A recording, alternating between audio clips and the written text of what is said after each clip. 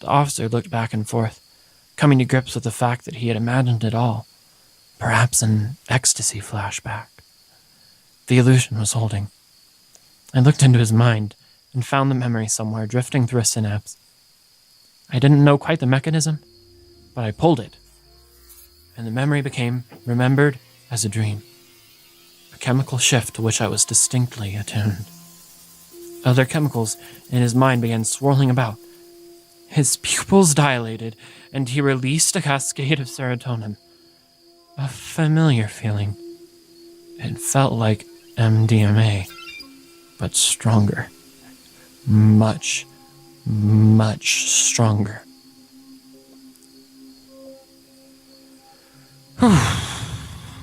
So,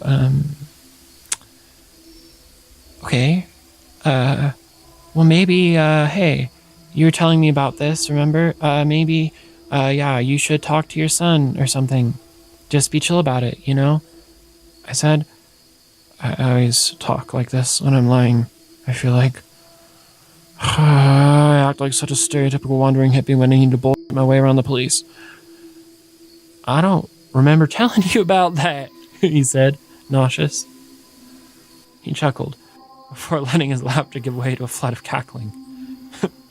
I smiled, laughing a little bit myself.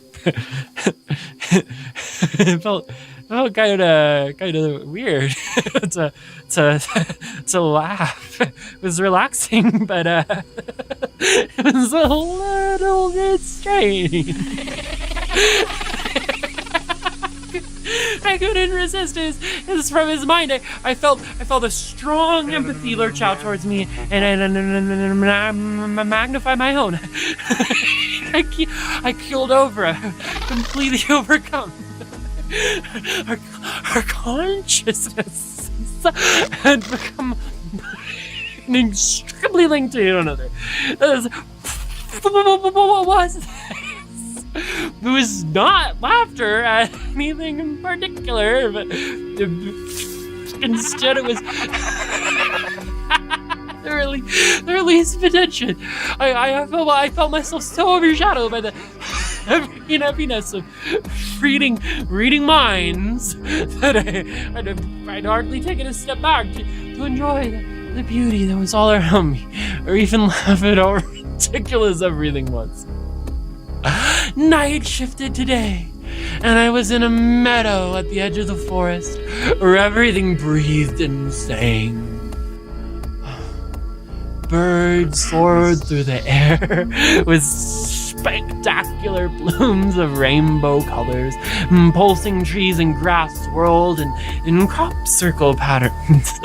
Fairies peeked up from beneath toadstools, which came to life and marched out to dance with us. It was so beautiful to be alive.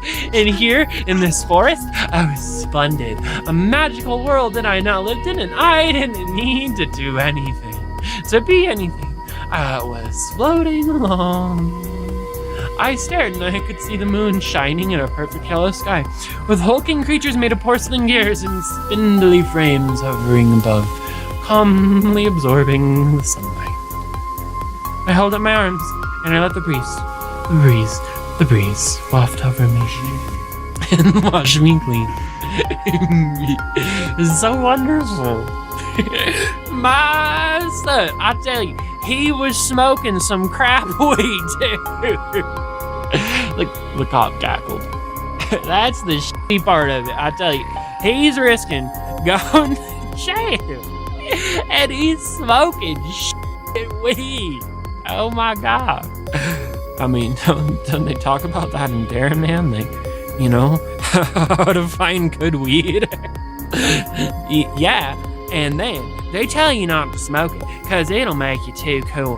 Oh my god, that program! I swear it's like the kids are stoned out of their minds and the rest are cooking backer crank out of a trailer and shooting up heroin by 23. He looked at me. The sky grayed with a passing cloud and his expression grew grim. It's heavy, I said, gulping. I just don't want him to go through what I went through, he said, his eyes glassing over. I just want him to get out of this town. Go get a real education at a good school somewhere. That's all I want. He's probably just having a hard time, man. You know, with the divorce. The cop frowned and looked off, tears now streaming down his face. You're right. You're right. I just wish I knew what to do. He probably wants to be like you. And maybe, you know, he sees you as a really strong man, and he's mad at his mom because of what she did, but he's torn and sad. He always thought of you, you know, as really stoic, and yeah, exactly. You're stoic and kind of oh, damn it, what's the word? Dude, I don't know words. He started laughing again. You don't know words. Oh shit. I mean, what are you, a dictionary? Oh my god. I smiled, faintly inebriated, but slowly coming to grips with what I needed to do. Laughing was fun, but I needed to figure out what had happened. A dictionary, I mumbled. The cop repeated it, coughing from laughing so hard. A dictionary! Oh my god. And you know, if you say it enough, it's almost not a word, I observed with faux profundity. The police officer froze, stupefied. It was true, he thought, as he stammered the word dictionary over and over. It was so true that it was almost the truest true thing he'd ever heard in his life. Even hearing something so truly true made up for every other truth he knew truly truer than true, in the profoundest and most true way he could imagine. I looked around, and I saw a pair of headlights rush down from the top of the mountain. Yeah, it happened again. I heard the faintest thought come from the distant car, tinged with panic. They were terrified. I turned to the police officer. He was having an epiphany. All of it was so beautiful. Everything around him, a oneness with the universe. I hated to pull him away from it. I hated to think that I might take away what I'd said to him, what he'd felt. But the headlights had all stopped at the edge of the field, and now the doors were opening, and from their thoughts, I knew that something terrified had happened, and that it was my fault. Some kind of radiation signature had come from the field, which matched the signature from the night before. They needed to contain it. I saw the glimmer of someone's glasses, behind which a deep orange aura hovered like a flickering candle. I reached out to him, and I felt my soul leave my body and settle just behind his ear. He couldn't see us. We were lost in the trees. But we needed to move soon. My fear seemed to leak over to the officer. I'd attached him unwittingly to my emotional state, but he couldn't read my thoughts, only perceiving that I had grown especially grim. My soul was outside of my body, but my brain was still active enough to give the appearance of muted consciousness. Did you slip me something? He asked, terrified as he heard his words slurring. I looked into the thoughts of the military officer on whose shoulder I was perched as an astral body, trying not to get distracted. He was unstable, horrified, but zealously excited. His name was Barry Ramirez. He had joined the Air Force 20 years ago and had an above top secret security clearance. He helped design satellites. This was a project. A space project. Not extraterrestrial, really. The police officer came closer to me, sniffing my physical body. Did you give me something? Huh? Why don't you answer me? I'm not stupid. I know what you are. I could sense anger. He wanted to hit me. He thought I was an alien. But I was outside of my body. I needed to return, unable to hear more of Barry's thoughts. I began to race back as the police officer, losing control of his emotions, reached for a gun. I landed in my skull just as his hand met the edge of his belt and flooded my consciousness over his for an instant, so that I could calm his mind. I knew not to touch the part of the brain that can make a memory into a dream. Not while someone was awake. But now he needed to forget. I withdrew my powers from him. I had not only weakened the boundaries between the zones of his mind, but I had activated the dreaming center of his brain, forcing him into a psychedelic state not unlike psilocybin or, well, LSD, I guess. He was confused as he came down, uncertain of his own memory. I found the water bottle, I said, holding up the illusion. So I thought. It wasn't there. It would have been about this round, I nervously added. The officer sniffled. He felt like he was coming down off ecstasy all over again, and couldn't remember anything that had happened. It was all blank, totally fuzzy. As we stumbled back to the car, I worked hard to redevelop my illusion. Grace and Philip both believed it. Before their eyes, there was a water bottle. Philip mumbled something about the military searching the forest to his partner, and meanwhile I'd picked up scattered thoughts and pieced together a story. They had made a wormhole, or so they thought, trying to put a satellite into orbit around Mars. The wormhole had unexpectedly crossed into another dimension, releasing an unknown energy referred to only as Gamma Triple Prime. Everyone had been killed, save one scientist, Dr. Whitebaum. Dr. Whitebaum was still asleep after the accident. They were returning to the field after a burst of Gamma Triple Prime was unexpectedly detected in order to sweep the area with Geiger counters and detect the residual radiation. I felt like I could collapse from exhaustion myself. My vision was going black, interpolated with strange fractals zooming out from whatever I looked at. Whirlpools of interconnected headlights and stop signs came at me in an unending kaleidoscope. I could hardly walk straight. The rigorous mental exercise through which I'd put myself was almost too much to bear now. The power was still there, overwhelming, but my thoughts were losing their energy, instead giving way to a surge of some kind of dream. I wanted to collapse into it. I stumbled down a hill and ended up near a slow-moving creek. Shaking, I tried to lap up the water. Probably unsanitary, I imagined, but it helped me stabilize enough to realize that a little bit too late, I still had an unopened water bottle in my pack. Perhaps I'd committed too hard to the idea that the water bottle was missing earlier.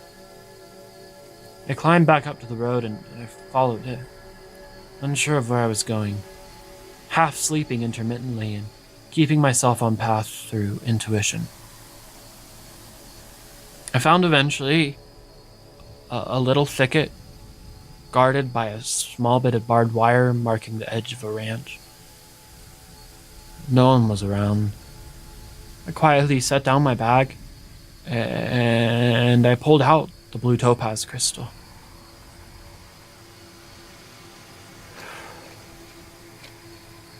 Blue topaz symbolizes eternity. Now it signified an eternal trip. And I didn't quite have the heart to let go. Only the vaguest inclination to hold on.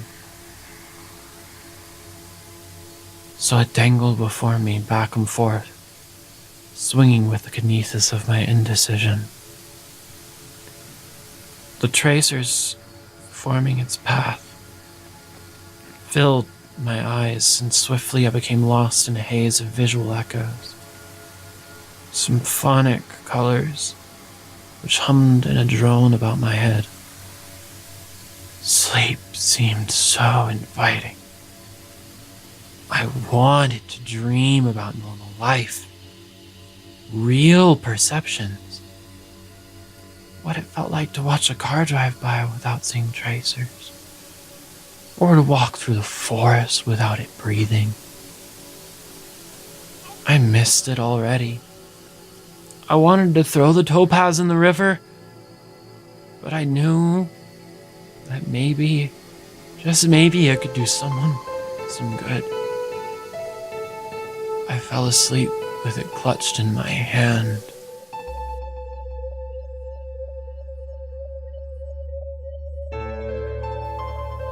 So, I guess I had superpowers. That only really occurred to me when I started to fall asleep, lying there in the bushes, my stomach and my head and my legs both feeling still strongly overcome by latent LSD. As I started to fall asleep, I was treated to an endless fractal display rotating across my eyelids.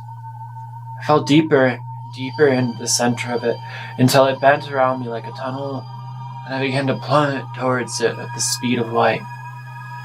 Time dragged to a halt. A word crossed my mind. Dimethyltryptamine, DMT. I had heard of it. A chemical released in the brain during sleep and near-death experiences. Used in ayahuasca, a traditional brew from the Amazon. That's what I heard, at least. At one party I went to in college, there was a guy who said he extracted it, and he was letting people take hits from a vaporizer for $5 each. A few people tried it, and all of them told me it changed their life, but I passed. It smelled like burning tires, and I was stressed with midterms. Too stressed, I thought, to really enjoy it. Reading the Wikipedia article after the party sufficed. I was conscious as I fell asleep, and I could feel the DMT shooting through my brain in a cascade of chemical reactions that renewed the connections between different sections, making my eyes jolt back and forth. My body became paralyzed. I felt my mind being renewed. At last I could rest. I leaned back, laying in what felt like a celestial ocean. A hum came from the sky, a deep and relaxing vibration. I just floated there for what seemed like eternity, in complete peace, complete nothingness, complete rest where I was. The uncertainty that had permeated my day began to slip away as I accepted all that had happened. I sank into the water, feeling it overtake me and drag me further into its complete and perfect solace. I was unafraid. I knew deep within my heart that this was fundamentally not a unique superhuman process. Only an everyday process of which I was now keenly aware, brought to life in a new sensory symbology. I looked up at the sky through the water, filled with stars, lit by the light of the moon. The branches which dominated the thicket where I had gone to sleep peered over the edges of my vision. Looking up at the watery sky, I felt my body begin to turn until I came to rest on the ground. The ground rose and fell softly, breathing. I looked around me. I was standing on top of my own sleeping body. I studied myself. I looked older than I was. my facial hair patchy, my hair starting to turn just a little bit gray. I was dirty, which was a consequence of my lifestyle. My body, as I slept, was surrounded in the faintest white light, my skin alive with what seemed to be holographic tattoos. Memories written on my skin. Gazing upon myself, I thought of my body like a ship. A ship which had taken good care of me. It ventured with me to the edge of the earth. I could trust myself, care for myself. It had carried me this far. The creaking substance of the vessel still bore the traces of many near shipwrecks, of arrows fired from distant shores, patches left from hard-fought battles. But after all of it, I was okay. I was okay. We were alive, and we were safe here, lying by the roadside. In some way, we would always be safe no matter what happened. I flew off of my body, finding myself not unlike a fairy, a small dot of light which hurtled down the highway past cars and streetlights. I drifted back into town, looking over where I had been, hearing the thoughts of those who passed by like muffled underwater voices. At the gas station, Ahmed was being interviewed by a news camera. I couldn't hear what they were saying. 6 or 7 police cars were there, including 2 from Kansas. I flew inside of one, but I still couldn't hear any of the sounds. On the dashboard, I could faintly make out a reading of the time. 2 a.m.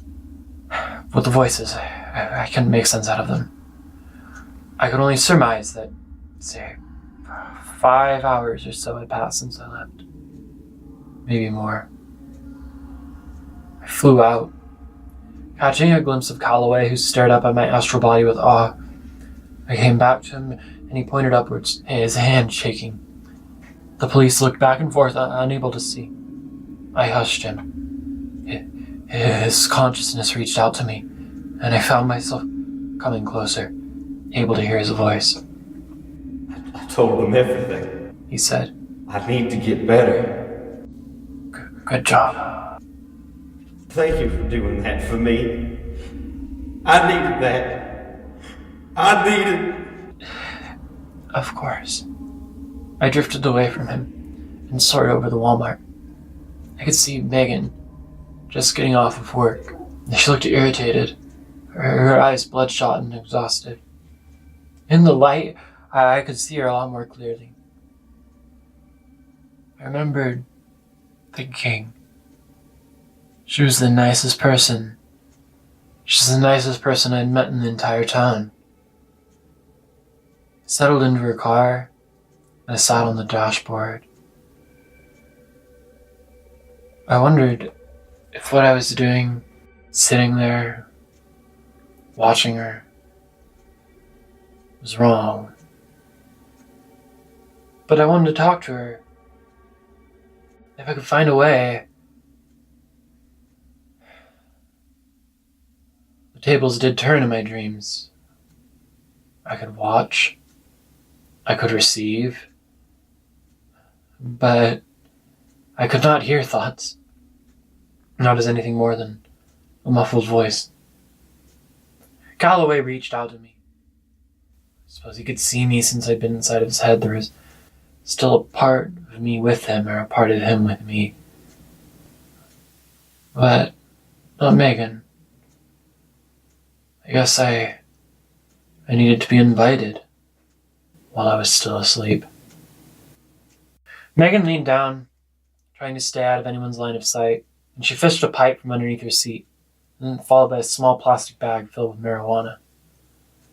Grinding a piece of flour down between her thumb and index finger, she filled the pipe and lit the edge with a lighter, looking suspiciously over at the police when she did. She inhaled deeply and blew a cloud of smoke over me, which passed through my body bright white fog. A few hits later, the car filled with a faint haze. Megan cracked open the door and then retired the pipe into a little fabric bag. Exhausted, she laid back against her seat, wringing her hands over her face and silently screaming into them. I could see small tears drip down the edges of her nose. I wished I knew what she was thinking. I started to cry myself, watching her. It was hard to watch the world break down good people. Megan cried into her hands for 2 minutes or so before she blew her nose and threw the tissue into a plastic grocery bag with a host of other trash. Breathing deeply and trying to regain her composure, she pulled her purse to her lap and she unzipped it. And I slipped off the dashboard and walked closer, standing next to the transmission so that I could see, knowing I needed to leave and soon. She pulled out the tourmaline crystal that I had given her, a brilliant, clean, polished specimen, which bled gently from pink to green. Smiling faintly, she stared at it a moment before hanging it from her rear view mirror. It dangled and sparkled in the fluorescent lights. Around her skull, I could see the faintest tinges of thought emerge in a swirl of color. Megan started the car and drove away. The car passed over me as she did, and so I flew to return to my body. I quickly became lost in the beauty of the world. Flying over to the Texas Hill Country was magical. The 3 a.m. starlight, I could see the countryside illuminated for miles and miles until it met with the city of Fredericksburg. I rose higher and higher towards the clouds, in awe of what I was beholding, circling around the tiny little city. Whenever I focused on something, it would rush up to me and I could see it in minute detail. There was a rich beauty to everything, even to the trash in the city. It was a welcome escape into reality. The racing thoughts and clamor of my waking consciousness was absent in this dreamscape. There, I could touch the edge of the clouds and feel myself splashed like a dolphin out of the real world and into the infinite dream ocean in which I'd floated before. My astral body would breach before dipping back down into the real world. A rush of wonder overtook me. I rose out of reality again, piercing the cloud canopy and flying again and again over the ocean in the form of my astral body. As I did, I saw something strange. There, stretched out in the ocean, there are thousands of bodies, all perfectly asleep, minds resting on the cloud canopy, unmoving. High above, it was difficult to tell which one was mine. I flew closer, along the edge of the water, seeing the sleeping faces of old married couples, of children, bunched close together where houses sat, but almost nowhere to be seen in the country. That was where I'd slept. A desolate stretch of pure, untouched water. I dipped back down to reality, shooting from the stars and into the Texas countryside. I had to travel to the city limits. I came to rest there for a moment, trying to identify the road. The same one I'd walked to get to the campsite. Megan's car sped by, heading the same direction. I rose up and flew along the highway. Her path overlapped with my own path back to my body, and I started to worry that she'd see me lying on the ground. Racing, I found the thicket where I'd fallen asleep and I stood guard by it. A cow had found my physical body and started licking my sleeping feet. Megan turned left onto a county road not far from me. I came to rest on top of my forehead, and I studied the cow. Could it see me? I saw its eyes, and so I locked onto them, quickly becoming overwhelmed with the beauty and detail within them. I looked into the texture of its deep brown iris and the magnificent structures within. I started walking closer and closer. I kind of wanted to pet it. I was half curious to see what would happen if I used astral projection to go touch a cow's face, but also just fascinated by the animal. I studied every part of it. Its hair, its nostrils, its feet, its tongue. All of them became remarkably intricate and almost magical as I studied them more and more. Put my hand on its nose, and the animal froze, not seeing me, but somehow suddenly aware that a physical presence had reached out and touched it. It sniffed the air, not finding anything, and then turned its head to search for me. I floated up and ran my hand along the side of its neck before it got spooked and ran away. Without thinking, I found myself chasing after the cow as it sped through the tall brush and out into an open pasture. I passed through what looked like a brightly colored field, and all at once, the colors around me shifted, becoming just slightly unreal. I could feel pulsing in the earth, a sense of unity with it, a feeling of spirits all around me. In awe, I hovered cautiously, wondering if I'd entered into the dream of another person.